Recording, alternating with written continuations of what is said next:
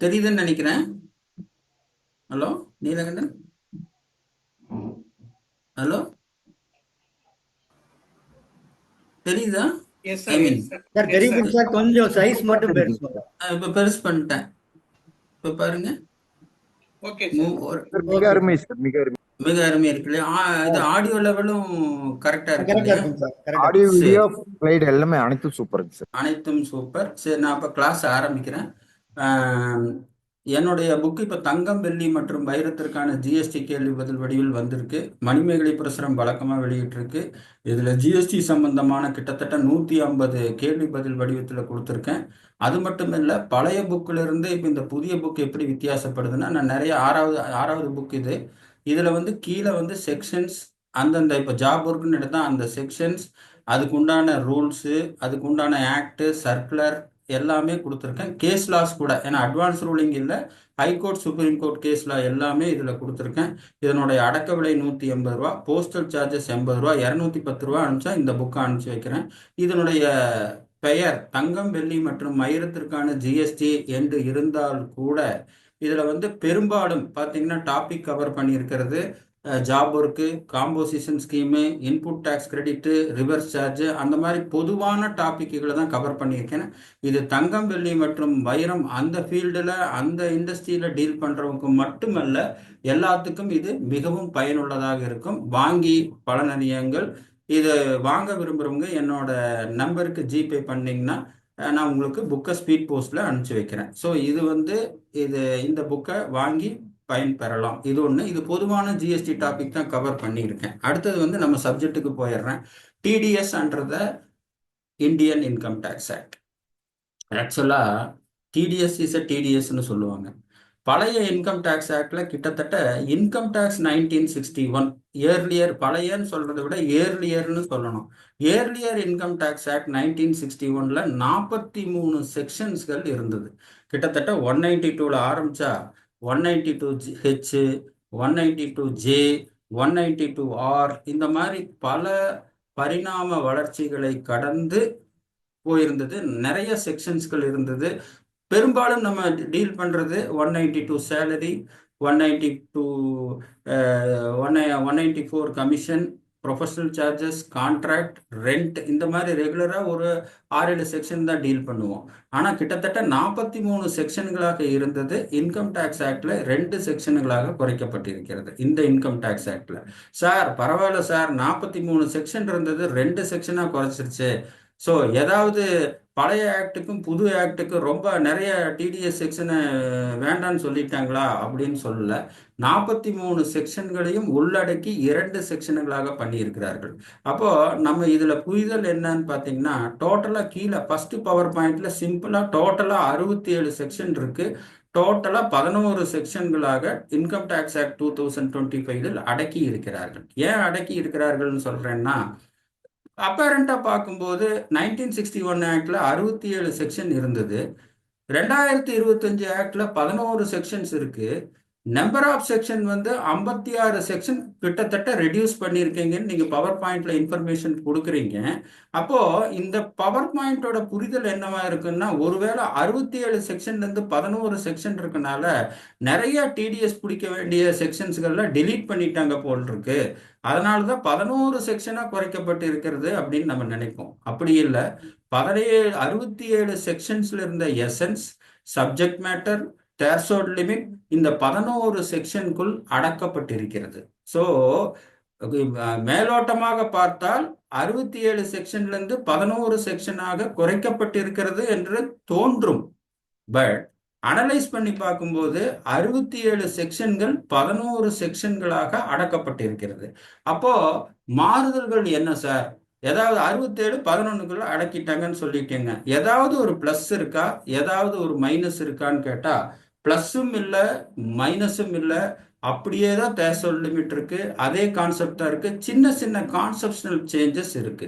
சுருக்கமா சொல்ல போனா, ஒரு கட்டடம் இருக்குன்னா அஸ்திவாரம் இருக்கு, கட்டடம் இருக்கு, மேல ரூப் இருக்கு. இந்த டிடிஎஸ் செக்ஷன் 1961 இன்கம் டேக்ஸ் ஆக்டுக்கும் இன்கம் டேக்ஸ் ஆக்ட் 2025க்கும் ரெண்டுக்கும் பார்த்தீங்கன்னா அடிப்படை தேர்சோல்ட் லிமிட் ஒன்று இல்லை, பர்சன்டேஜ் மாறுதல்கள் இல்லை, அந்த சப்ஜெக்ட் மேட்டர் ஒன்றும் பிரச்சனை இல்லை சார். அப்போ எதுக்கு சார் சிவனேன் இந்த 2025 ஆக்டில் அது அப்படித்தான் இருக்குன்னு சொல்லிட்டே போயிடலாமே சார் ஒரே லைனில் அப்படின்னா சிறு சிறு மாறுதல்கள் இருக்கிறது. ஸோ இப்போ 2025 இன்கம் டேக்ஸ் ஆக்ட் டிடிஎஸ் வந்து நம்ம புதுசாக படிக்கணுமேங்கிற கவலையே இல்லை. ஆனால் புதுசாக படிக்கணும், நம்பர் வைஸ் மேப் பண்ணுறதை பார்க்கணுமே ஒழிய மற்றபடி 1961 ஆக்ட் இன்கம் டேக்ஸ் ஆக்டின் அடிப்படை சித்தாந்தங்கள், அடிப்படை செக்ஷனுடைய டெஃபினிஷன்கள், அடிப்படை தேர்ஷோல்ட் லிமிட், அடிப்படை பர்சன்டேஜ் எதுவும் மாறுதல் அடையவில்லை. அதாவது அஸ்திவாரம் மாறுதல் அடையவில்லை. கட்டடத்துல என்ன சார் இருக்கு, கட்டடத்துல ஏதாவது மாறுதல் இருக்கா அப்படின்னு கேட்டீங்கன்னா கட்டடத்தில் சிறு சிறு மாறுதல் இருக்கு, பெரிய மாறுதல்கள் எதுவும் இல்லை. அது எப்படிங்கிறத நான் சொல்றேன் ஆக்சுவலா. அடுத்தது பாத்தீங்கன்னா சரி இந்த மாதிரி ஒரு மேப் கொடுத்துட்டீங்க, 67 செக்ஷன்ல 11 செக்ஷன். நாங்க நினைச்சிட்டோம் சரி நிறைய செக்ஷன் இல்லை போல் இருக்குன்ட்டு. 67 செக்ஷன் 11 செக்ஷன்களாக குறைக்கப்பட்டால் கூட அந்த 67 செக்ஷனில் உள்ள எசன்ஸ் மேட்டர் 11 செக்ஷனுக்குள் உள்ளடக்கி இருக்கிறார்கள். இதுதான் வந்து ஒரு ஃபர்ஸ்ட் ஸ்டெப். அடுத்தது வந்து டிடிஎஸ் செக்ஷன்கள் எப்படி மேப் ஆயிருக்கு. ஏன்னா இதுல வந்து நம்ம செக்ஷன் ஒவ்வொன்றா போறது இல்லை, அந்த கான்செப்ட் 1961 இன்கம் டேக்ஸ் ஆக்ட்ல இருந்து எப்படி டிராவல் ஆகி 2025 இன்கம் டேக்ஸ் ஆக்டுக்கு நம்ம போறோம், அதுல இருக்கிற கான்செப்ஷனல் அண்டர்ஸ்டாண்டிங் மட்டும் நம்ம பார்க்குறோம். மீதி இருக்கிறது தான் இப்போ எல்லாமே வாட்ஸ்அப்ல வருது, ப்ரீவியஸ் செக்ஷன் என்ன, லிமிட் என்ன, எல்லாமே இருக்கு. நான் இந்த டீச்சிங்கோட மெயின் ஒரு எண்ணம் வந்து போன சார் 193 194J 50,000 இருந்தது சார், இப்போ 393 மாறி இருக்கு, அந்த மாதிரி இல்லை. கான்செப்ஷனல் அண்டர்ஸ்டாண்டிங்ல என்ன பிரச்சனை இருக்கு. அப்போ ரெண்டாவது ஃபர்ஸ்ட் வந்து செக்ஷன்கள் குறைக்கப்பட்டிருக்கிறது, ஆனால் செக்ஷனில் உள்ள தாத்பரியம் குறையவில்லை. அந்த 67 செக்ஷன்கள் 11 செக்ஷன்களாக குறைக்கப்பட்டிருந்தால் கூட அதில் இருக்கிற 1961 இருக்கிற ஃபண்டமெண்டல் பேஸ் வந்து 11 செக்ஷன்களில் உள்ளடக்கி இருக்கிறார்கள். இது வந்து ஒன்று கான்செப்ஷனல் அண்டர்ஸ்டாண்டிங். ரெண்டாவது வந்து செக்ஷன் வைஸ் பிரிக்கும் போது டிடிஎஸ் ஆன் சேலரி 192 பழைய செக்ஷன்ஸ் வந்து ஃபர்ஸ்ட் காலத்துலையும் செகண்ட் காலத்துலையும் போட்டிருக்கேன். TDS on salary section 192 192A அப்படிங்கிற மாதிரி இருந்தது. இப்போ செக்ஷன் 392ன்னு ஒரு செக்ஷன் கொண்டு வந்திருக்காங்க. டிடிஎஸ் தவிர மீதி இருக்கிற brokerage, commission, rent, professional charges, contract, இது எல்லாமே செக்ஷன் 393 அப்படிங்கிற செக்ஷன்ல உள்ளடக்கியிருக்கோம். முதல்ல பார்த்தீங்கன்னா நம்ம 183லேருந்து ஆரம்பிச்சு போயிட்டு இருக்கோம். அதே மாதிரி டிசிஎஸ் செக்ஷன் 206C வந்து செக்ஷன் 394 உள்ளடக்கி இருக்கிறார்கள். ஸோ டிக்ளரேஷன் 15G 15H எல்லாம் இருக்கு, அதே கான்செப்ட் புது ஆக்ட்லையும் தொடர்கிறது. நோ டிடக்ஷன் சர்டிஃபிகேட் அசஸிங் ஆஃபீஸருக்கு அப்ளை பண்ணா அதே கான்செப்ட் தொடர்கிறது, ஆனால் பெரிய மாறுதல்களுடன். அது என்ன சார் பெரிய மாறுதல், அது நான் கடைசியா சொல்றேன். ஸோ இப்போ பார்த்தீங்கன்னா declaration for no TDS 15G 15H எல்லாத்துக்கும் தெரியும். இப்போ ஃபார்ம் 121 வேற ஃபார்ம் மாறி இருக்கு. கான்செப்ஷனல் வந்து அதே கான்செப்ட் இப்போ புது வருமான வரி திட்டத்திலும் வேறு ஃபார்ம் இருக்கிறதாவளையே அந்த கான்செப்ஷனல் வந்து அப்படியே டிராவல் ஆகுது. நோ டிடக்ஷன் சர்டிஃபிகேட் நம்ம அசஸிங் ஆஃபீஸருக்கு ஃபார்ம் 13 இப்போ 124 புது ஃபார்ம்ஸ் வந்திருக்கு. ஸோ அதில் நோ டிடக்ஷன் சர்டிஃபிகேட் அசஸிங் ஆஃபீஸருக்கு அப்ளை பண்ணி வாங்குவோம். அந்த கான்செப்ட் 2025 ஆக்டுக்கும் தொடர்கிறது. ஆனால் ஒரு பெரிய மாறுதல் இருக்குது. அது என்ன சார் பெரிய மாறுதல், ஒரு பொடி வச்சுட்டீங்க, பின்னால நான் சொல்றேன். ஸோ அடுத்தது பார்த்தீங்கன்னா செக்ஷன் 198 இன்கம் வந்து எந்த வருஷம் நம்ம ரெகனைஸ் பண்றோமோ அந்த வருஷம் தான் டிடிஎஸ் கழிக்க வேண்டும். ஒருவேளை இன்கம் வந்து அக்கௌண்டிங் சிஸ்டத்தினால 2 டிஃபரெண்ட் இயர்ல ப்ரப்போர்ஷனேட்டா ரெகனைஸ் பண்ணோம்னா டிடிஎஸ் நம்ம ப்ரப்போர்ஷனேட்டா தான் கிளைம் பண்ண முடியும். இதுதான் section 198 Indian income tax act பாலசின் சித்தாந்தம். அதே சித்தாந்தம் தொடர்கிறது. மீதி கம்ப்ளைன்ஸ் ரிப்போர்ட்டிங்ல எந்த மாறுதலும் இல்லை. அதே மாதிரி கடைசியா ப்ராசஸிங் ரிட்டர்ன், இது எல்லாமே டிடக்டிவ் டேக்ஸ் பழைய 1961 இருக்கிற அடிப்படை சித்தாந்தங்கள், அடிப்படை லிமிட்டுகள் 2025 அப்படியே தொடர்கிறது. இதுல எந்த மாறுதலும் இல்லை. ஆனால் கொஞ்சம் ரீமேப் பண்ணியிருக்காங்க. அஸ்திவாரம் ஏதோ ஒரு படத்துல சொல்ற மாதிரி அஸ்திவாரம் அதே தான், பில்டிங்ல மட்டும் கொஞ்சம் அங்கங்க பூசி இருக்காங்கன்னு சொல்லலாம் ஆக்சுவலா. ஸோ இன்டர்பிரேஷன் செக்ஷன் ஒன்று கொண்டு வந்திருக்காங்க. சரி, இந்த கடைசியா இன்டர்பிரேஷன் ரிலேட்டிங் டு முதல்ல பார்த்தீங்கன்னா இன்கம் டேக்ஸ் ஆக்டில் டெஃபினிஷன் செக்ஷன் 2 இருக்கு. செக்ஷன் 2 இருக்கும், பழைய 1961 இன்கம் டேக்ஸ் ஆக்ட்ல செக்ஷன் 2 தான் டெஃபினிஷன் செக்ஷன். அங்கங்க எக்ஸ்பிளனேஷன்ல என்னன்னு கொடுத்துருப்பாங்க. உதாரணமா பாத்தீங்கன்னா கமிஷன் எடுத்தீங்கன்னா 194H கீழே வந்து எக்ஸ்பிளனேஷன்ல கமிஷன்னா என்ன டெஃபினிஷன் கொடுத்துருப்பாங்க.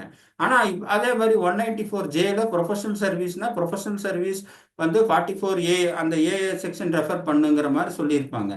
ஸோ ஒவ்வொரு செக்ஷனுக்கு கீழே இருக்கிற எக்ஸ்பிளனேஷன்ல கமிஷன் புரோக்கேஜ்னா என்ன, கான்ட்ராக்ட்னா என்ன, ப்ரொஃபஷனல் சர்வீஸ் என்னன்னா இதை பத்தி டெஃபினிஷன்கள் பொதுவாக பழைய 19 இன்கம் டேக்ஸ் ஆக்ட் 1961 அந்தந்த செக்ஷனில் கீழே 194H கீழே எக்ஸ்பிளனேஷன், 194J கீழே எக்ஸ்பிளனேஷன், அந்த மாதிரி ஒவ்வொரு சட்டத்திலும் அதற்கு கீழே இருக்கிற எக்ஸ்பிளனேஷன் செக்ஷன்ல கொடுத்துருப்பாங்க. அப்போ இன்கம் டேக்ஸ் ஆக்ட் 2025ல என்ன பண்ணியிருக்காங்கன்னா இந்த டிசிஎஸ் டிஜிஎஸ்க்கு வந்து அந்த டெஃபினிஷனுக்காகவே ஒரு செக்ஷன் 402ன்னு ஒன்று கொண்டு வந்திருக்காங்க. அப்போ இன்கம் டேக்ஸ் 2025ல 2 டெஃபினிஷன் செக்ஷன்ஸ் இருக்கு. ஒன்று வந்து ஜென்ரல் டெஃபினிஷன் செக்ஷன், செக்ஷன் 2 அது எல்லா டெஃபினிஷனையும் பண்றதுக்காக உண்டான செக்ஷன். இன்னொன்று இந்த டிசிஎஸ் அண்ட் டிடிஎஸ்க்கு உண்டான சங்கேத வார்த்தைகள் இருக்கும் இல்லையா.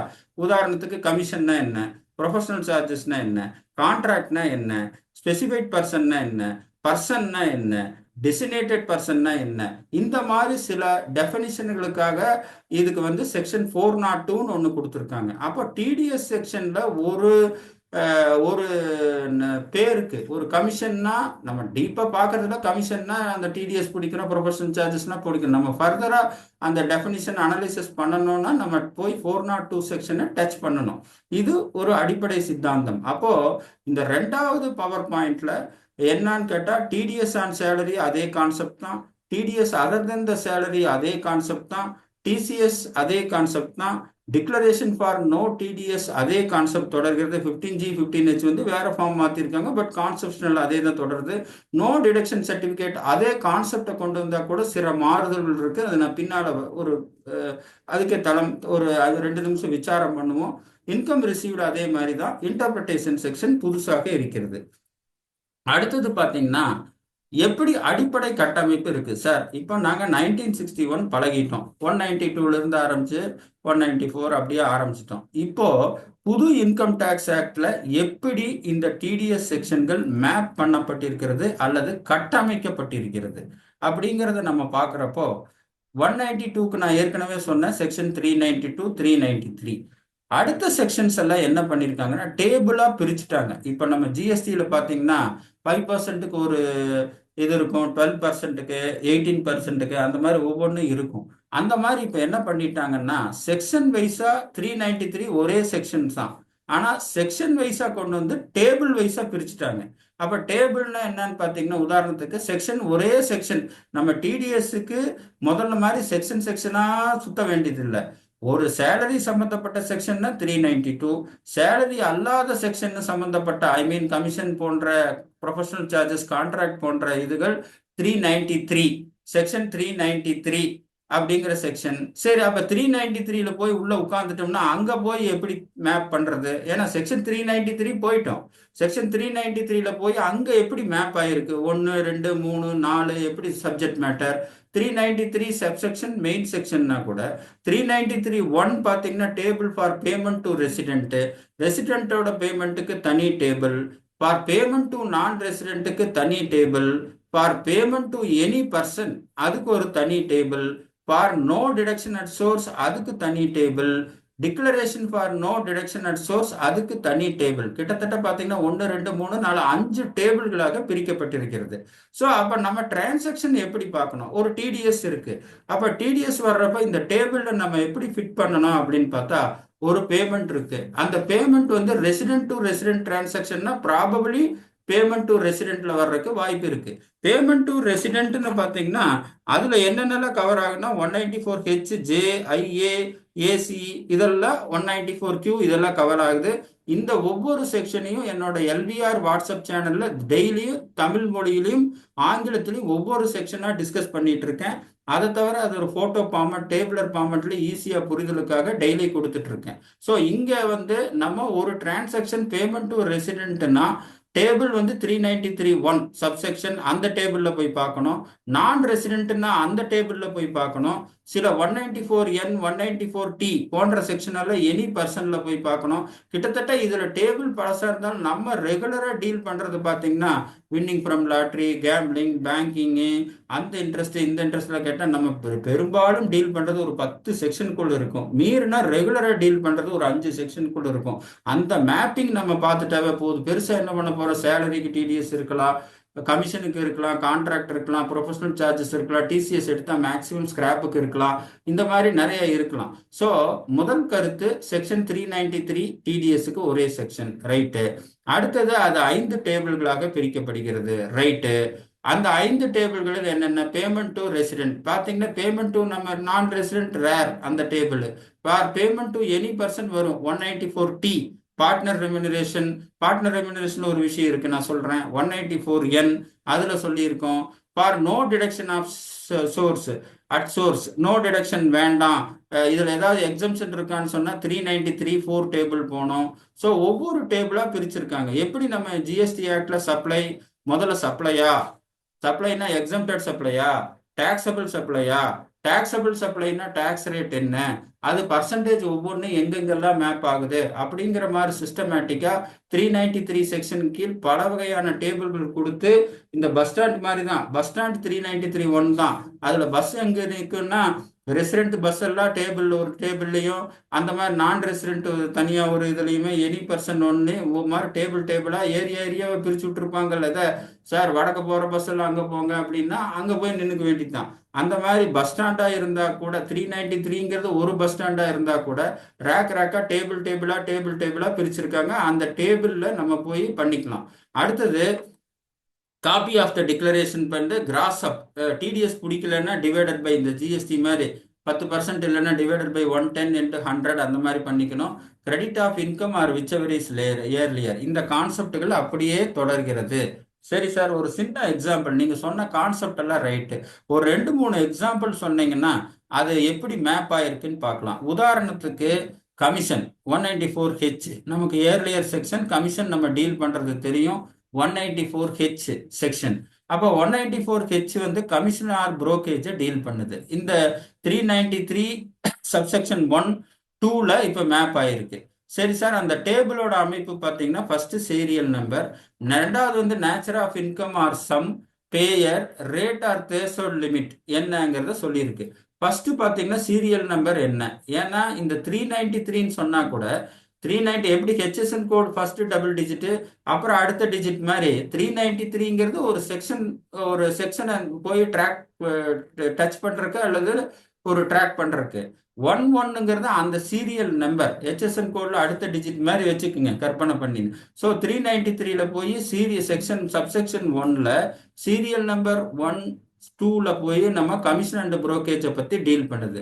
இதுல பாத்தீங்கன்னா ரேட் 2%, தேர்ஸ்ஹோல்ட் லிமிட் 20,000 பழைய 194Hல இருந்த மாதிரி தான் இருக்கு. அதே மாதிரி தான் மேப் ஆயிருக்கு. அதான் சொன்னேன், அஸ்திவாரங்கள் மாறவில்லை.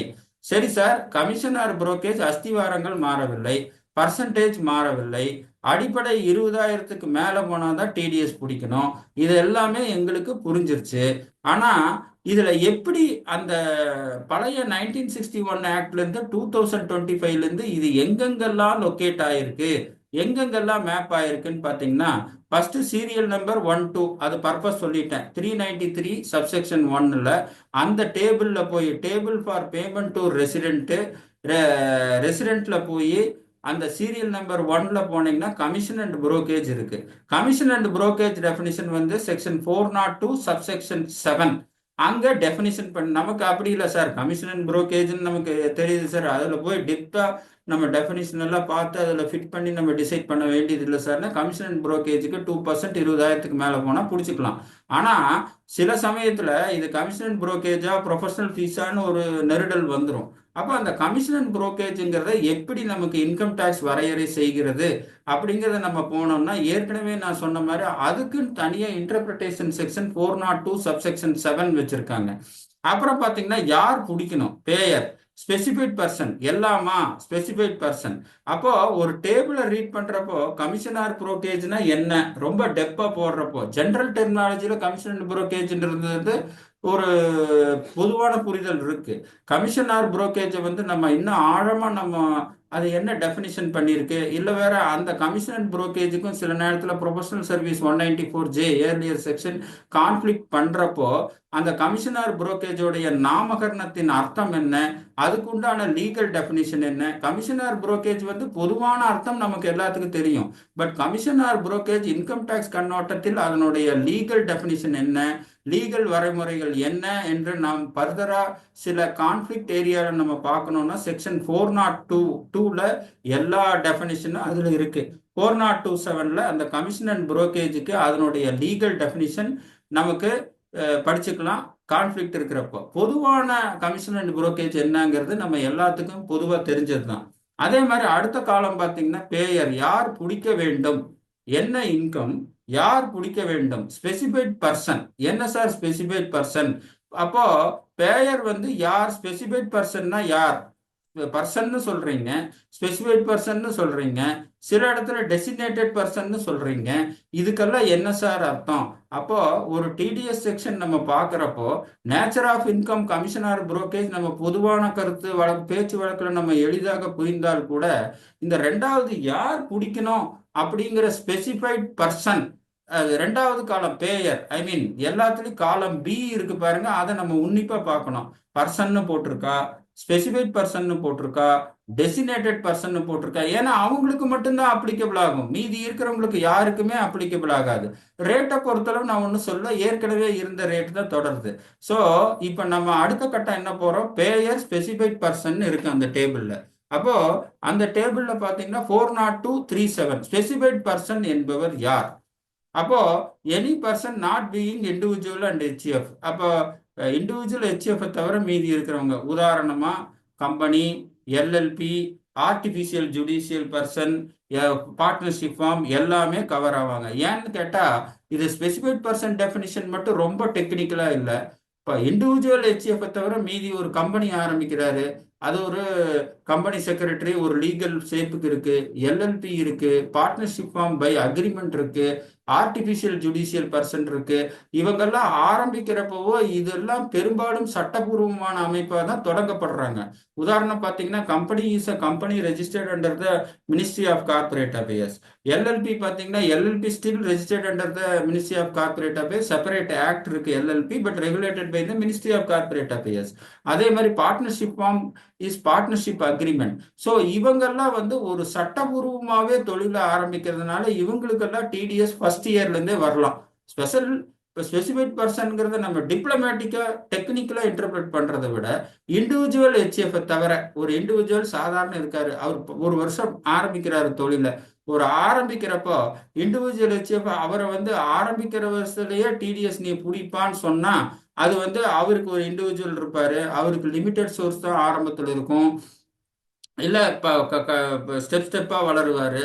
ஸோ அதனால் இண்டிவிஜுவல் அண்ட் ஹெச்எஃப்ஐ பொறுத்தவரை ஒரு லிவரேஜ் என்னன்னா, உன்னோட ப்ரீவியஸ் இயர் டேர்ன் ஓவர் 1 கோடிக்கு மேலே நீ பிஸ்னஸ் நடத்துகிறப்போ அல்லது உன்னோட ப்ரீவியஸ் இயர் டேர்ன் ஓவர் 50 லட்சத்துக்கு மேலே போகிறப்ப நீ டிடிஎஸ் பிடிச்சா போதும்னு ஒரு லிவரேஜ். ப்ராக்டிக்கல் லிவரேஜ் என்னன்னா, இண்டிவிஜுவல் ஹெச்எஃப்க்கு ஃபர்ஸ்ட் இயர் பிஸ்னஸ் ஆரம்பிக்கிறப்ப டிடிஎஸ் ப்ரொவிஷனோ டிசிஎஸ் ப்ரொவிஷனோ வராது ஆக்சுவலாக. இது ஒரு சித்தாந்தம். ஏன்னா இண்டிவிஜுவல் ஹெச்எஃப் ஆரம்ப கட்டங்களில் அவங்களுக்கு தேவையான அக்கௌண்டிங் டீம் இல்லாமல் இருக்கலாம், தேவையான அமைப்புகள், தேவையான அக்கௌண்டிங் இன்ஃப்ராஸ்ட்ரக்சர், தேவையான அக்கௌண்ட் ப்ரொஃபஷனல்ஸ் ஹெல்ப்பு, ஒரு டாக்ஸ் ப்ரொஃபஷனல் ஹெல்ப் இல்லாமல் இருக்கலாம். அதனால இண்டிவிஜுவல் ஹெச்எஃப்க்கு மட்டும் ஃபர்ஸ்ட் இயர் ஸ்டார்ட் பண்றப்ப டிடிஎஸ் பிடிக்க வேண்டாம், அடுத்த இயரும் பிடிக்க வேண்டாம். எப்போ பழைய வருஷம் 1 கோடிக்கு கீழே இருந்தா பிடிக்க வேண்டாம், அப்படியே பிடிக்க வேண்டாம்னு போயிட்டே இருக்கலாம். ஆனா எப்ப previous year turn over 1 crore மீற போகுதோ அந்த வருஷம் வந்து டிடிஎஸ் பிடிக்கணும். உதாரணமா பாத்தீங்கன்னா இப்ப 26-27 டாக்ஸ் இயருக்கு, 26-27 ஃபினான்ஷியல் இயருக்கு, 26-27 டாக்ஸ் இயருக்கு டிடிஎஸ் ப்ரொவிஷன் இண்டிவிஜுவலுக்கு ஹெச்எஃப்க்கு அப்ளிகபிள் ஆகுமா ஆகாதாங்கிறதுக்கு first point number 1, individual HUF இப்பதான் ஃபர்ஸ்ட் ஸ்டார்ட் பண்ணியிருக்காரா பிசினஸ். அப்ப 31/3/26 டேர்ன் ஓவர் 0, அவருக்கு 26-27 டாக்ஸ் இயருக்கு டிடிஎஸ் ப்ரொவிஷன்கள் அப்ளிகபிள் ஆகாது. ஒன்னு, ஒருவேளை ஆரம்பிச்சிருக்காரு 31/3/26 அவருடைய டேர்ன் ஓவர் 95 லட்சம் தான் இருக்கு பிசினஸ்ல, இந்த வருஷம் அப்ளிகபிள் ஆகாது 26-27க்கு. ஆரம்பிச்சிருக்காரு. இது செகண்ட் இயரு. 31/3/26 அவரோட டேர்ன் ஓவர் வந்து 1,10,00,000 இருக்கு பிசினஸ்ல. இந்த வருஷம் டிடிஎஸ் டிசிஎஸ் ப்ரொவிஷன் அப்ளிகபிள் ஆகும். அப்போ இந்த ஸ்பெசிபிக் பர்சன் இன்டர்பிரிட்டேஷன் டெக்னிக்கலா இருந்தாலும் நம்ம புரிஞ்சுக்க வேண்டியது இண்டிவிஜுவல் அண்ட் ஹெச்எஃப் சாதாரண ஒரு கான்ஸ்டியூஷன் ஃபார்ம்ல ஆரம்ப நிலையில் டிடிஎஸ் ப்ரொவிஷன்கள் அப்ளிகபிள் இல்லை. அடுத்த வருடங்களிலிருந்து டிடிஎஸ் அப்ளிகேஷன் வருமா வராதா என்பதை ப்ரீவியஸ் இயர் டேர்ன் ஓவரை வச்சு வருமான வரி சட்டம் தீர்மானிக்கிறது. மற்றவங்களை பொறுத்தளவு other than the not being individual and HF பொறுத்தளவு ஃபர்ஸ்ட் இயர் இருந்தே டிடிஎஸ் ப்ரொவிஷன் வரும். ஒரு கம்பெனி ஆரம்பிச்சிங்கன்னா இன்கார்பரேஷன் தேதி, அந்த இன்கார்பரேஷன் தேதி எந்த ஃபினான்ஷியல் இயர்ல கவர் ஆகுதோ அப்ப இருந்தே வரும். LLP same, partnership firm is same. ஏன்னு கேட்டீங்கன்னா artificial judicial person is same. இதுக்கெல்லாம் பெரும்பாலும் ஒரு சட்டபூர்வமாகத்தான் ஆரம்பிக்கிறாங்க. கம்பெனிஸ் பார்த்தீங்கன்னா கம்பெனிஸ் இஸ் எம்சிஏ, எல்எல்பி அப்படித்தான். பார்ட்னர்ஷிப் ஃபார்ம் அக்ரிமெண்ட் தான். Partnership firm definition include LLP. So இந்த மாதிரி சட்டமா ஒரு கம்பெனி செக்ரட்டரி அந்த மாதிரி ஒரு சட்டபூர்வமா ஒரு ஆர்கனைசேஷன் போகும்போது மற்ற சட்ட ப்ரொவிஷன் பண்ணும்போது இந்த டிடிஎஸ் ப்ரொவிஷன் கூட ஃபர்ஸ்ட் இயர் ஸ்டார்ட் ஆகும். ஸோ இந்த டிஸ்கஷன் இந்த ஸ்பெசிஃபைட் பர்சன் இதனுடைய சித்தாந்தம் என்ன சார்? சிம்பிள். இண்டிவிஜுவல் ஹெச்எஃப்க்கு ஃபர்ஸ்ட் இயர் வராது சார். ஓகே, அடுத்த வருஷம் வருமா வராதா சார்? முதல் வருஷம் டேர்ன் ஓவர் 1 கோடிக்கு மேல போனா டிடிஎஸ் ப்ரொவிஷன் வரும் சார். அடுத்த வருஷம் வந்து 1 கோடிக்கு ப்ரீவியஸ் இயர் டேர்ன் ஓவர் இருந்தா வராது சார். சார் அடுத்த வருஷம் 44 ஏடி போறாரு சார், அவர் 6% 8% போறாரு சார். டிடிஎஸ் பிடிக்கணுமா பிடிக்கூடாது? பிடிக்கலன்னா டிஸ்அலவன்ஸ் வருமா? 44 ஏடி போனா டிடிஎஸ் பிடிக்கலன்னா டிடிஎஸ் கம்ப்ளைண்ட்ஸும் வராது, டிடிஎஸ் டிஸ்அலவன்ஸும் வராது. ஏன்னா 44 ஏடியில வந்து இந்த செக்ஷன்ஸ்க்கு டிஸ்அலவன்ஸ் செக்ஷன் எல்லாம் அப்பாற்பட்டு தான் 44 ஏடி இருக்கு. இதே ஒன்று கம்பெனி பார்ட்னர்ஷிப் ஃபார்ம் எல்லாம் ஆரம்பிக்கணும் சார். ஆரம்பிக்கிற வருஷத்துலேருந்தே வருமா சார்? வராதா சார்? வரும் சார். இதுதான் இதனுடைய சித்தாந்தம். அடுத்தது வந்து நான் எப்போ சார் பிடிக்கணும்? அடுத்த கான்செப்ட். எப்பவும் பழைய ஆக்டில் அப்படித்தான். Credit of the income or at the time of payment whichever is earlier. எல்லா இடத்துலையும் விச் எவர் இஸ் கிரேட்டர் மாதிரி எப்போ ஒரு பார்ட்டி கிரெடிட் பண்றோமோ, எப்போ அந்த பார்ட்டிக்கு பேமெண்ட் பண்றோமோ, இந்த ரெண்டில் எதில் முதலில் நிகழுமோ அதுல நம்ம டிடிஎஸ் பிடிக்கணும். ஒன்று. அடுத்தது பார்த்தீங்கன்னா இப்போ 194Hல பார்த்தீங்கன்னா இப்போ சொல்லியிருக்கோம் 2% 20,000க்கு மேலே போனால் பிடிக்கணும்னு சொல்லிட்டோம். இப்போ 21,000 இருக்கு சார். 21,000 ஒருத்தருக்கு ஃபர்ஸ்ட் டைம் போகுது. 20,000 மட்டும் பிடிக்க வேண்டாம்னு சொல்லிட்டீங்க. அப்ப அந்த 1000 ரூபாய்க்கு மட்டும் 2% 200 ரூபாய் பிடிச்சா போதுமா? 21,000த்துக்கும் 2% பிடிக்கணுமா அப்படின்னு கேட்டா 21,000த்துக்கும் 2% பிடிக்க வேண்டும். அப்போ ஏன்னா எக்ஸீட் த்ரெஷோல்ட் லிமிட் இந்த 393(1)A பாத்தீங்கன்னா ஒரு அமௌண்ட் வந்து 20,000 இப்ப 21,000 இருக்குன்னு வச்சுக்கோங்க. அப்ப 21,000 எடுக்கிறப்ப நமக்கு நேச்சுரலா என்ன சந்தேகம் வரும்? ஒரு செக்ஷன்ல 20,000 மட்டும் எக்ஸம்ஷன் கொடுத்துருக்கோம். அப்ப 20,000 மட்டும் எக்ஸம்ஷன் கொடுக்குறப்ப அந்த 1000 ரூபாய்க்கு 2% பிடிச்சா போதும் தான் இயல்பா தோணும். பட் இந்த இயல்பா தோணுவது லீகலா தோணக்கூடாது. லீகலா பாத்தீங்கன்னா 20,000க்கு மேல வந்து கிட்டத்தட்ட பாத்தீங்கன்னா 21,000 இருந்தா அந்த 2% 21,000த்துக்கும் பிடிக்க வேண்டும். இது ஒரு கான்செப்ட். அடுத்தது பாத்தீங்கன்னா டேபிள் நோ டிடக்ஷன். ஒரு கமிஷன் புரோக்கேஜோ அல்லது ப்ரொஃபஷனல் சீட்ஸோ இந்த டேபிள்ல போய் பார்த்துட்டு வரணும். இதுல பாத்தீங்கன்னா கமிஷன் ஆர் புரோக்கேஜ் பேயபிள் போர் பிஎஸ்என்எல் போட்டிருக்கு. இது பெரும்பாலும் நமக்கு வரப்போறது இல்லை. ஏன்னா பிஎஸ்என்எல் இதுல ரொம்ப ரேர் டிரான்சாக்ஷன். பட் நம்ம எப்படி ஜிஎஸ்டி கான்செப்ட்ல சப்ளைனா எக்ஸம்டட் சப்ளை அப்படிங்கிறத செக் பண்ணிட்டு தான் டாக்ஸபிளுக்கு வர்றோம். அதே மாதிரி டிடிஎஸ் ப்ரொவிஷன் வர்றப்போ முதல்ல கமிஷன் ஆர் புரோக்கேஜ் நம்ம பே பண்றோம்னா அதுக்கு ஏதாவது எக்ஸம்ஷன் இருக்கான்னா அந்த டேபிள்ல நோ டிடக்ஷன் அட் சோர்ஸ்னே ஒரு டேபிள் கொடுத்துருக்காங்க. அப்போ ஃபர்ஸ்ட் வந்து ஒருத்தருக்கு டிடிஎஸ் கமிஷன் அண்ட் புரோக்கேஜோ ப்ரொஃபஷனல் சர்வீஸோ கான்ட்ராக்டா எதுனா கூட அது வந்து அந்த செக்ஷன்ல ஸ்ட்ரெயிட்டா ஹிட் ஆகிற மாதிரி இருக்கலாம். ஆனா இந்த டேபிள் நோ டிடக்ஷன் அட் சோர்ஸ்ங்கிற டேபிள்ல போய் நீங்க ரெஃபர் பண்ணி அதுல ஏதாவது எக்ஸம்ஷன் இருந்தா அதையும் செக் பண்ணிட்டு வரணும். எப்படி இப்ப சப்ளையா இருக்கலாம், சப்ளையா இருந்தா உடனே டாக்ஸ் வந்துருமா? அது எக்ஸம்டட் சப்ளையா இருந்ததுன்னா எதுக்கு டாக்ஸ் வருது? அது மாதிரி ஒரு பேமெண்ட் வந்து டிடிஎஸ்ல ஒரு செக்ஷன்ல ஹிட் ஆகலாம். ஹிட் ஆகிற காரணத்திலேயே டிடிஎஸ் பிடிச்சி தான் ஆகணுங்கிற ஒரு முடிவு கிடையாது. டிடிஎஸ் உதாரணத்துக்கு கமிஷன் அண்ட் புரோக்கேஜ் இருக்கு. கமிஷன் அண்ட் புரோக்கேஜ் வந்து டிடிஎஸ் செக்ஷன் வந்து அந்த 393 சீரியல் நம்பர் 1-2 கவர் ஆகுது. பழைய 194Hல இருக்கு. அதனாலேயே டிடிஎஸ் செக்ஷன் அட்ராக்ட் ஆகுது. ஆனா அட்ராக்ட் ஆகிறதுனாலயே டிடெக்ட் பண்ணோமான்னா அந்த கேப் இருக்கு. அந்த கேப்புக்கு வந்து நம்ம நோ டிடக்ஷன் அட் சோர்ஸ் டேபிள ரெஃபர் பண்ணோம். இப்போ இந்த உதாரணத்துல பாத்தீங்கன்னா கமிஷன் அண்ட் புரோக்கேஜ் வந்து பிஎஸ்என்எல் கொடுத்தா எக்ஸம்ஷன்ங்கிற மாதிரி இருக்கு. அதே மாதிரி அப் டு 20,000 கீழே இருந்தால் நம்ம பிடிக்க வேண்டியது இல்லை. Not specified person. இப்போ இண்டிவிஜுவல் ஹெச்எஃப் ஃபர்ஸ்ட் இயர் இருக்கிறப்ப நமக்கு தேவையில்லை. இண்டிவிஜுவல் ஹெச்எஃப்க்கு அந்த டேர்ன் ஓவர் இல்லாதப்ப நாட் ஸ்பெசிஃபைட் பர்சனாக இருக்கிறப்ப பேமெண்ட் வேண்டியதில்லை. எப்பவுமே TDS declaration for no deduction of service இந்த 194Hக்கு எலிஜிபிள் கிடையாது. ஐ மீன் 15G 15H இப்போ 121 நினைக்கிறேன். ஸோ அப்போ ஒரு செக்ஷன் எடுக்கிறோம்னா அந்த செக்ஷனுடைய இன்டர்பிரிட்டேஷன் எங்கே மேப் ஆயிருக்கு, அதில் வந்து பர்சன்னு சொல்லியிருக்காங்களா, ஸ்பெசிஃபைட் பர்சன்னு சொல்லியிருக்காங்களா, டெசினேட்டட் பர்சன்னு சொல்லியிருக்காங்களா, அது யாருக்கு கவர் ஆகும், அது வந்து அதுக்கு எக்ஸம்ஷன் சொல்லியிருக்கிற டேபிளில் ஏதாவது கவர் ஆகுமா, 15G 15H ஏதாவது வாங்க முடியுமா, அல்லது நோ டிடக்ஷன் சர்டிஃபிகேட்டுக்கு நம்ம ஏதாவது போக முடியுமா, இதெல்லாம் ஆலோசனை பண்ணிட்டு எப்படி சப்ளைனா அது எக்ஸம்ப்டட் இருக்கா, கன்சிடரேஷன் இருக்கா, சப்ளை இருக்கா, எக்ஸம்ப்டட் இருக்கா, ஷெட்யூல் 2ல போகுதா, ஷெட்யூல் 3ல போகுதாங்கிறத பண்றோமோ அந்த மாதிரி டியூ டெலிஜென்ஸ் பண்ணிட்டு இதெல்லாம் முடியலன்னு சொன்னாதான் டிடிஎஸ் பிடிக்கணுங்கிற ஒரு முடிவுக்கே வரணும். ஏற்கனவே ஆரம்ப கட்டத்திலே வேண்டாம் சார் இதெல்லாம் எடுத்து பண்ணிக்கலாம் அப்படின்னு சொன்னாலும் அவர் கிளைம் பண்ணிட்டு போவார்னு சொன்னால் கூட ஒரு ப்ரொஃபஷனல் அப்ரோச் வந்து ஃபர்ஸ்ட் ஒரு டிடிஎஸ் டிடக்ஷனுக்கு எக்ஸம்ஷன் ஏதாவது இருக்கா, இது பிடிக்காம இருக்கிறதுக்கு ஏதாவது வழி பண்ண முடியுமா நமக்கு ரிஸ்க் இல்லாம அப்படிங்கிறத நம்ம பார்க்கணும். ஆக்சுவலா இது புரோக்கேஜ் செக்ஷனுக்கு. அதே மாதிரி தான் பார்த்தீங்கன்னா ரெண்ட்டுக்கு வந்து அதே மாதிரி 402(29)ல என்ன ரெண்ட்னு டிஃபைன் பண்ணியிருக்காங்க. Person other than the specified person. Specified person யார், person other than the specified person யாருன்னு உங்களுக்கு தெரியும். லிமிட் வந்து 50,000 பர் மந்த். முதல்ல வந்து ரெண்ட்டுக்கு வந்து 2,40,000 ஃபினான்ஷியலி இருந்தது. இப்போ 50,000 per month part of the month போட்டிருக்காங்க. மெஷினரி ஆர் பிளான்ட் அந்த ரெண்ட்லயே ரெண்டு பிரிவா பிரிக்கிறாங்க. மெஷினரி, பிளான்ட் ஆர் எக்யூப்மெண்ட் அப்படின்னு ஒன்று, அது 2%. 10% வந்து land and building, factory building, furniture and ஃபிட்டிங்கு கொடுக்குறாங்க. ஸோ அப்போ ரெண்டல் செக்ஷன் எடுத்தீங்கன்னா ரெண்டல் செக்ஷன்ல concept rent for machinery, plant, எக்யூப்மெண்ட்டுக்கு 2%, மீதி லேண்ட் ஆர் பில்டிங், ஃபேக்டரி பில்டிங்க்கு 10%. ஸோ இந்த மாதிரி அந்த செக்ஷன்லயே 2% ரெண்டு விதமா பிரியுது. ஆக்சுவலா இதை கவனமா பார்க்கணும். பெரும்பாலும் இப்போ ஒரு உதாரணம் எடுத்தீங்கன்னா இந்த மேனுஃபேக்சரிங் இண்டஸ்ட்ரீஸ் நம்ம வந்து ரெண்ட் கொடுக்குறப்போ அதுல வந்து அக்ரிமெண்ட் போடுவோம். ஒரு பெரிய ஒரு கம்பெனி வந்து ஒரு வாடகை லீஸுக்கு கொடுக்குறோம், நடத்த முடியல ஏதோ ஒரு காரணத்தினால அடுத்தவங்களுக்கு லீஸ் கொடுக்கும்போது அந்த மேனுஃபேக்சரிங் பிளான்ட்ல இருக்கிற பில்டிங்குக்கும் ஒரு வாடகை இருக்கும், அதனுடைய உள்ள இருக்கக்கூடிய எக்யூப்மெண்ட், பிளான்ட் அண்ட் மிஷினரிக்கு ஒரு வாடகை இருக்கும். பொதுவா இந்த அக்ரிமெண்ட் டிராஃப்ட் பண்றப்ப என்ன பண்ணுவாங்கன்னா பொதுவா 5 லட்சம் 4 லட்சம் சேர்த்து மொத்தமா டிராஃப்ட் பண்ணுவாங்க. அப்ப மொத்தமா இந்த அக்ரிமெண்ட் டிராஃப்ட் பண்றப்போ 5 லேக் இப்ப வந்து டோட்டலா ரெண்ட்னு சொல்றப்ப நீங்க உதாரணத்துக்கு 50,000 10% பில்டிங் கேட்டகரியில நீங்க பிடிக்கிற மாதிரி இருக்கும்.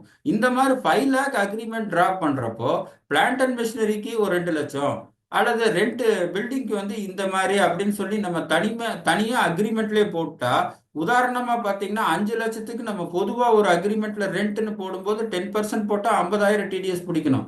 அதே நேரத்துல இப்ப பிரிச்சு போடுறோம்னு வைங்க, 2.5 லட்சம் பிளான்ட் அண்ட் மிஷினரிக்கு, 2.5 லட்சம் இதுக்குன்னு ஐ மீன் பில்டிங்குன்னு போட்டா இந்த 2.5 லட்சத்துக்கு ஒரு 10% 25,000, அந்த 2.5 லட்சத்துக்கு பிளான்ட் அண்ட் மிஷினரி கேட்டகரியில் வர்றதுனால 2% இருக்கனால 5,000, 30,000 டிடிஎஸ் பிடிச்சா போதும். அட்லீஸ்ட் பின்னால வந்து ஃபண்ட்ஸ் இந்த டிடிஎஸ் பேமெண்ட்னால பிளாக் ஆகிறத பண்ணு. இது குறிப்பா பெரிய மேனுஃபேக்சரிங் இண்டஸ்ட்ரிக்கு, குறிப்பா பில்டிங்கும் பிளான்ட் அண்ட் மிஷினரி ஒட்டு மொத்தமா ரெண்ட் பண்றப்ப மொத்தமா கூட்டாஞ்சோறு மாதிரி மொத்தமான ரெண்ட் போடாம ரெண்ட் வந்து பைஃபிரிகேட் பண்ணணும். பிளான்ட் அண்ட் மிஷினரிக்கு இவ்வளவு ரெண்ட், அதே மாதிரி பில்டிங், ஃபேக்டரி பில்டிங்க்கு இவ்வளவு ரெண்ட் அப்படின்னு தனித்தனியா பிரிச்சு போடும்போது, பொதுவா பிரிச்சு போடும்போது வேற வழியில 10% டிடிஎஸ் பிடிக்கணும். ஸ்பெசிபிக்கா பிரிச்சு போடும்போது அதுல 2% இதுல 10% பிடிக்கும்போது கண்டிப்பா leave provision working capital lock ஆகாது. முதல்ல சொன்ன 5 லட்சம் உதாரணத்துல பாத்தீங்கன்னா மாசம் 5 லட்சம்னு எடுத்தீங்கன்னா 50,000 6 லட்சம் ரூபாய் டிடிஎஸ் ஃபண்ட்ஸ் டிடிஎஸ்ல கட்டிடுவோம். அவர் பின்னால இன்கம் டேக்ஸ் ரிட்டர்ன்ல கிளைம் பண்ணிக்கிறாரு, அது வேற விஷயம். பட் இந்த 2.5 லட்சமா நான் பிரிச்சு போடும்போது இதுல பாத்தீங்கன்னா இந்த 2.5 லட்சத்துக்கு 10% 25,000, அந்த பேலன்ஸ் 2.5 லட்சம் பிளான்ட் அண்ட் மிஷினரிக்கு ஒரு 2% போட்டீங்கன்னா 5,000, 30,000 பாத்தீங்கன்னா 3,60,000 வேலை ஜோலி முடிஞ்சது.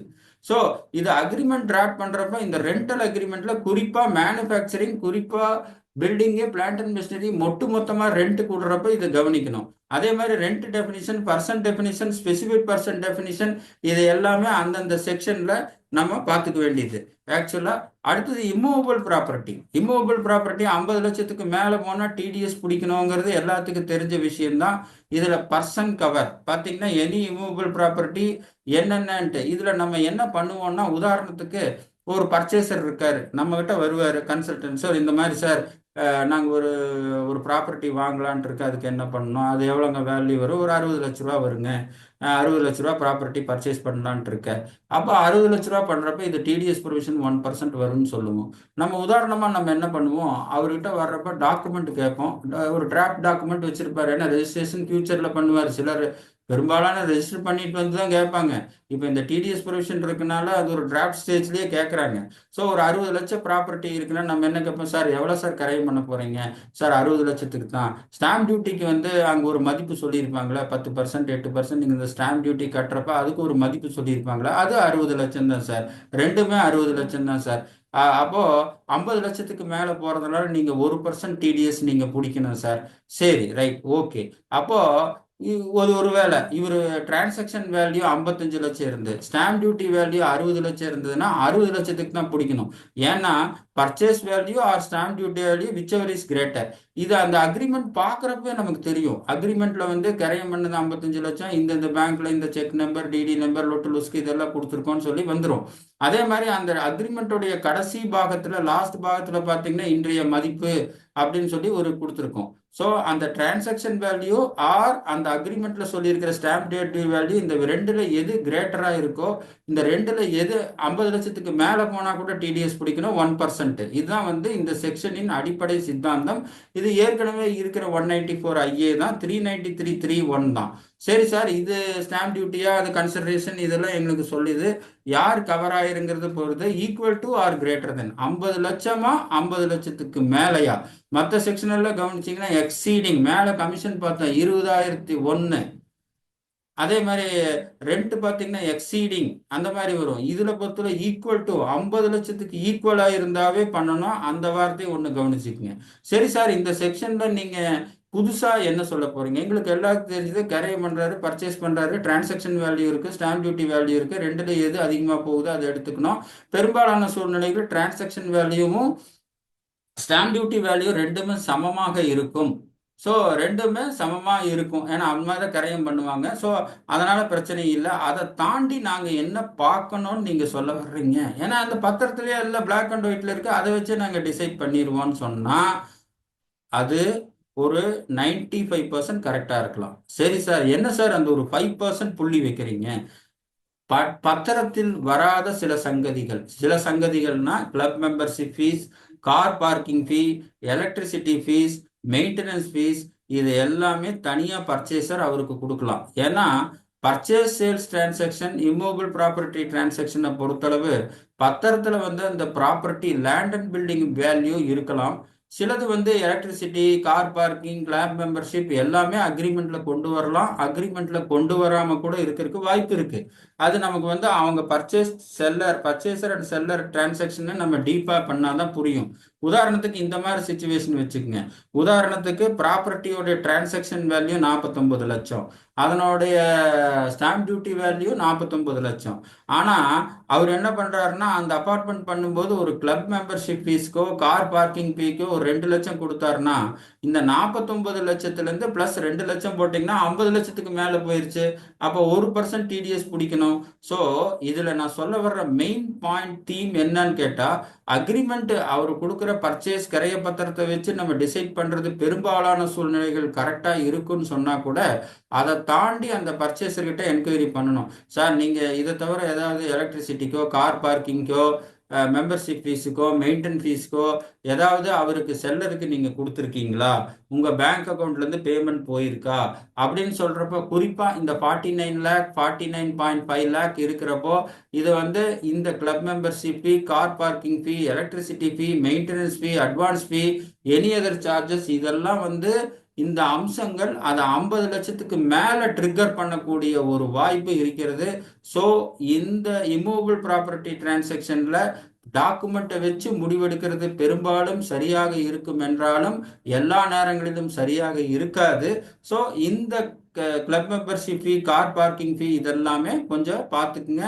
இது வந்து அந்த பர்ச்சேஸ் கிட்ட என்கொயரி பண்ணாதான். நீங்கள் இதை தவிர செல்லருக்கு வந்து பேங்க் மூலிமா ஏதாவது பணம் கொடுத்துருக்கீங்களான்னு நீங்கள் என்கொயரி பண்ணிங்கன்னா தான் முடியும். அந்த என்கொயரி எஃபெக்ட் இந்த பர்ச்சேஸ் அக்ரிமெண்ட்டோட சேர்த்து டிடிஎஸ் ப்ரொவிஷன் ட்ரிக் ஆகுதாங்கிறத நம்ம பார்க்கணும். இது property interest payment to contractor அதே மாதிரி தான் இருக்கு ஆக்சுவலா. அடுத்தது பார்த்தீங்கன்னா fees for professional service, interest payment to contractor அதே வடிவமைப்போடு தான் இருக்கு. அதில் எந்த மாறுதல்களும் இல்லை. ஆனால் பேமெண்ட் டு ப்ரொஃபஷனல் டெக்னிக்கல் சர்வீஸில் என்ன சார் சொல்கிறீங்க? டெக்னிக்கல் சர்வீஸ் 2%, ப்ரொஃபஷனல் சர்வீஸ் 10% சொல்கிறீங்க. இதில் வந்து மிக முக்கிய பாயிண்ட், அந்த இம்மூவபிள் ப்ராப்பர்ட்டி டிரான்சாக்ஷன் மாதிரி ஒரு கம்பெனிக்கு நான் எக்ஸிக்யூட்டிவ் டைரக்டர் இருந்தால், சப்போஸ் சிட்டிங் ஃபீஸ் இருக்காரு, என்ன சார் எக்ஸிக்யூட்டிவ் டைரக்டர் நான் எக்ஸிக்யூட்டிவ் டைரக்டர் இதை எப்படி சார் பிரித்து பார்க்கறது?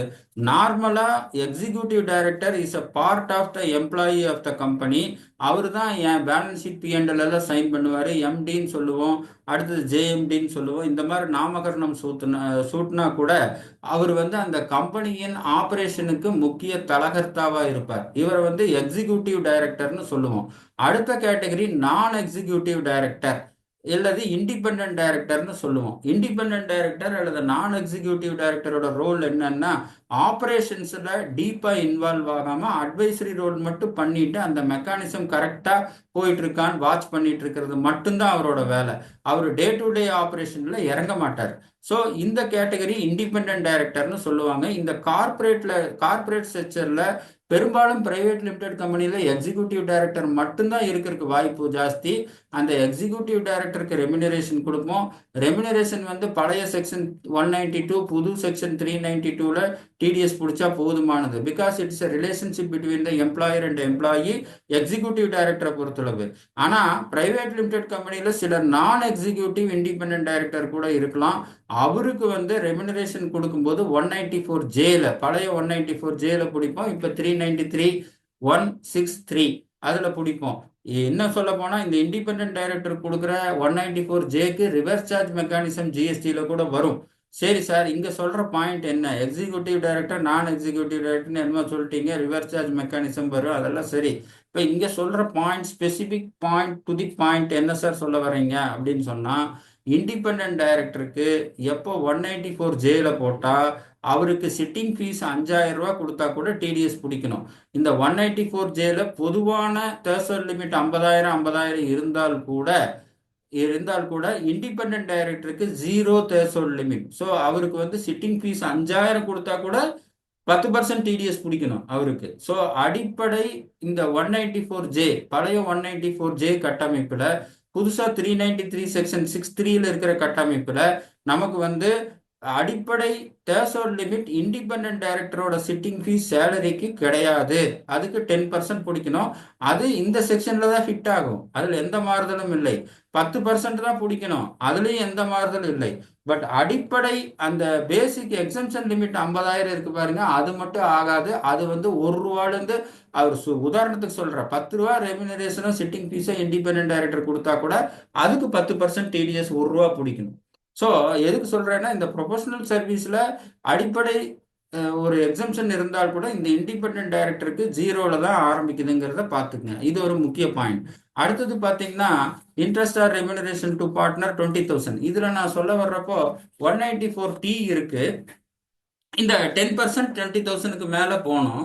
இப்போ இண்டிவிஜுவலுக்கு வந்து பார்த்தீங்கன்னா பெரும்பாலும் இந்த இன்ட்ரெஸ்ட் ரெமினரேஷன் இண்டிவிஜுவல் பர்சனுக்கு தான் பிடிப்பாங்க. ஏன்னா ரெமினரேஷன் பெரும்பாலும் ஒர்க்கிங் பார்ட்னர் இண்டிவிஜுவலாக இருக்கணும் வருமான வரி சட்டம் பிரகாரம். இண்டிவிஜுவலுக்காக பிடிக்கும் போது 25-26 ஃபினான்ஷியல் இயரில் பொறுத்தளவு கிட்டத்தட்ட 87A ரிபேட் பண்ணும்போது 12 lakhக்கு எக்ஸம்ஷன் வந்துடும். டேக்ஸே டெக்னிக்கலாக வராது. ஆக்சுவலாக 194Tல பார்த்தீங்கன்னா சரி, வருஷத்துக்கு ஒரு இந்த 10% பிடிச்சிட்டு வர்றதுக்கு ப்ராக்டிக்கலாக பார்த்தீங்கன்னா 26-27 நீங்கள் பிடிக்கிறீங்க. 26-27 மாதத்துக்கு ஒரு பார்ட்னருக்கு 1 லட்ச ரூபா சம்பளம்னு வச்சுக்கோங்க.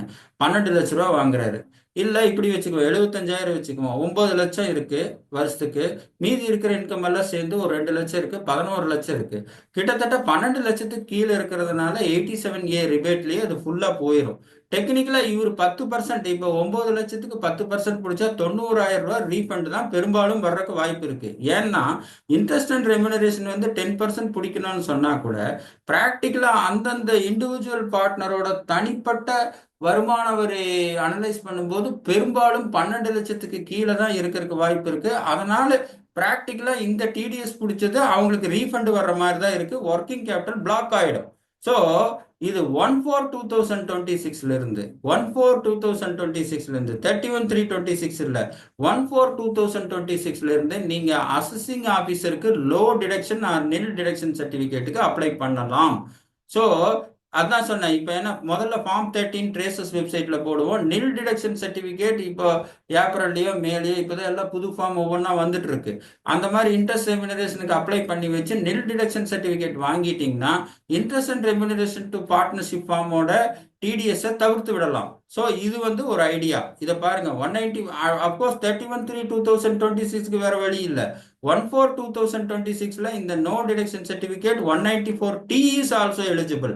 ஸோ அப்போ அட்லீஸ்ட் 25-26க்கு நம்மளால ஒன்றும் பண்ண முடியாது, நான் அதுக்கு சட்ட சரத்துக்கள் இல்லை. இப்ப 26-27 பொறுத்தளவு 194Tக்கு டிடிஎஸ் பிடிச்சிருந்தா கூட அதை தவிர்க்கணும்னா இந்த நோ டிடக்ஷன் சர்டிபிகேட் ட்ரேசஸ் வெப்சைட்ல போய் புது ஃபார்ம்ல நம்ம அப்ளை பண்ணலாம். இது ஒரு ஐடியா. அதே மாதிரி டிடிஎஸ் பிடிக்கலன்னா 30% டிஸ்அலவன்ஸ் இருக்குங்கிறதும் அதே கான்செப்ட் இதுலயும் தொடர்கிறது. ஸோ அதே கான்செப்ட் இருக்கு. அந்த டியூ டேட்டுக்கு முன்னால பண்ணோம்னா அந்த டிஸ்அலவன்ஸ் கிடையாதுங்கிற கான்செப்ட் இருக்கு. டிடிஎஸ் பேமெண்ட் டியூ டேட்டு 7ஆம் தேதி 30ஆம் தேதி.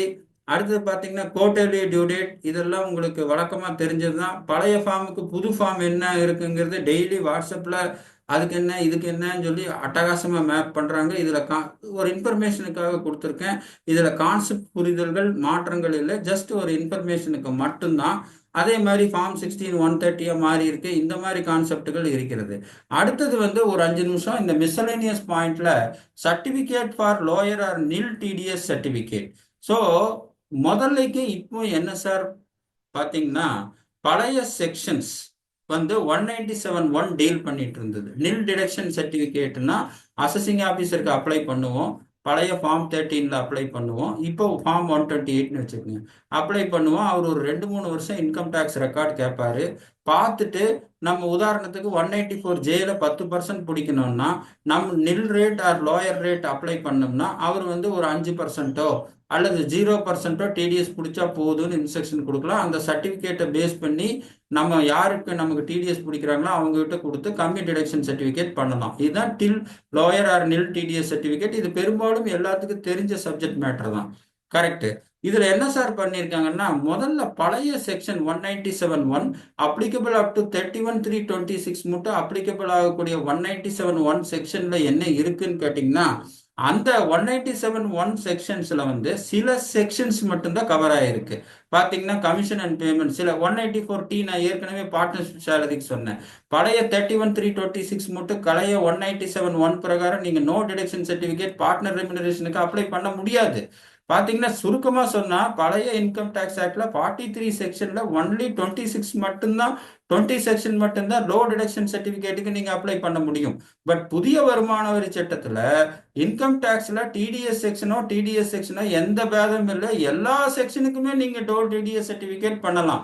அதனாலதான் 194T பாத்தீங்கன்னா 31/3/26 மட்டும் 197 சப்செக்ஷன் 1 பிரகாரம் அந்த 194T is not eligible to for application of the low deduction certificate. But புதிய வருமான வரி திட்டம் 1/4/2026 இருந்து அந்த partner salary is also eligible to obtain the low certificate. குறிப்பா பார்ட்னர் சேலரி பிலோ 12 lakh வந்து டாக்ஸ் இல்லாதப்போ இந்த 194 டிடிஎஸ் பெரும்பாலும் ரீஃபண்டா வாங்குறப்போ இந்த low deduction certificate traces website மூலியமா நம்ம அப்ளை பண்ணலாம். ஸோ இது ஒரு சப்ஜெக்ட். அடுத்தது பார்த்தீங்கன்னா declaration for no deduction of certificate 15G 15H concept தொடர்கிறது. ஆனால் இந்த டிடக்ஷன் வந்து இண்டிவிஜுவல் ரெசிடென்ட் இன் இந்தியா மீதி இருக்கிற கண்டிஷன்கள் தொடர்கிறது.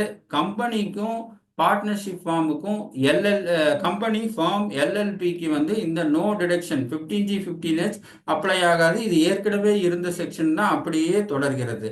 ஸோ கம்பெனி பார்ட்னர்ஷிப் ஃபார்ம் எல்எல்பினா நம்ம 15G 15H நினைக்க வேண்டியதில்லை.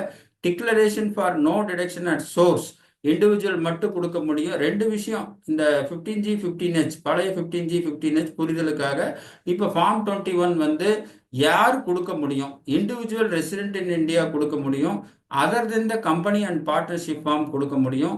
எந்த இன்கத்துக்கு கொடுக்க முடியும்னா எல்லா இன்கத்துக்கு கொடுக்க முடியாது. ரெண்ட், இன்ட்ரெஸ்ட், டிவிடெண்ட், குறிப்பாக நம்ம பேசின 194C கான்ட்ராக்டும் சரி, நம்ம குறிப்பாக 194Hம் சரி, not covered. Rent of course covered. Actually rent, interest எல்லாம் கவர் ஆகும், மற்றதெல்லாம் கவர் ஆகாது. ஸோ இந்த declaration for no deduction certificate பண்றப்ப நம்ம புரிதல் வந்து இண்டிவிஜுவல் ரெசிடென்ட் இன் இந்தியா அவரோட இன்கம் டாக்ஸபிள் லிமிட்டுக்கு கீழே இருக்கணும். ரெண்டாவது விஷயம் வந்து company and partnership firm LLP 15G 15H கொடுக்க முடியாது. முதல்ல அப்படித்தான் இருந்தது. அந்த புரிதல் வேணும்.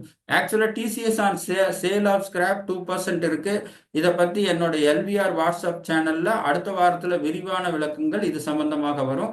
இப்போதைக்கு 2% நம்ம பிடிக்கணும். ஆக்சுவலா டேன் நம்பர் எடுக்க வேண்டாத சூழ்நிலை பார்த்தீங்கன்னா, முதல்ல இந்த property transaction, resident transaction to resident buyer property டிரான்சாக்ஷனுக்கு பேன் நம்பர் மட்டும் இருந்தா போதும், டேன் நம்பர் தனியா எடுக்க வேண்டாம் இருந்தது. 4-5 சிச்சுவேஷன் இருக்கு. பெரும்பாலும் நம்ம டீல் பண்ணக்கூடியது immovable property transaction, purchaser and seller. அந்த ஒரு டிரான்சாக்ஷனுக்கு வேண்டி டேன் நம்பர் எடுத்து பின்னால நில் ரிட்டர்ன் ஃபைல் பண்றதா இல்ல நோட்டீஸ் வருமாங்கிறது இருந்தது. பின்னால வந்து ரெசிடென்ட் செல்லர், ரெசிடென்ட் பையர் இருக்கக்கூடிய டிரான்சாக்ஷனுக்கு பேன் நம்பர் மட்டும் இருந்தா போதும் அப்படிங்கிறது ஏற்கனவே சட்டத்தில் இருந்தது தான், இப்போ அது தொடர்கிறது. ஆனா நான் ரெசிடென்ட் செல்லர், ரெசிடென்ட் பையர், ஒரு ரெசிடென்ட் செல்லர், ரெசிடென்ட் பையர் ஏற்கனவே பேன் நம்பர் இருந்தா போது டேன் நம்பர் தேவையில்லைங்கிறது இருந்தது. அது அப்படியே தொடர்கிறது. ஆனா இப்ப என்ன ஒண்ணு இருக்குன்னா, இது ஏற்கனவே ஃபினான்ஸ் ஆக்ட் 2025லயே மாறுதல் பண்ணதான்.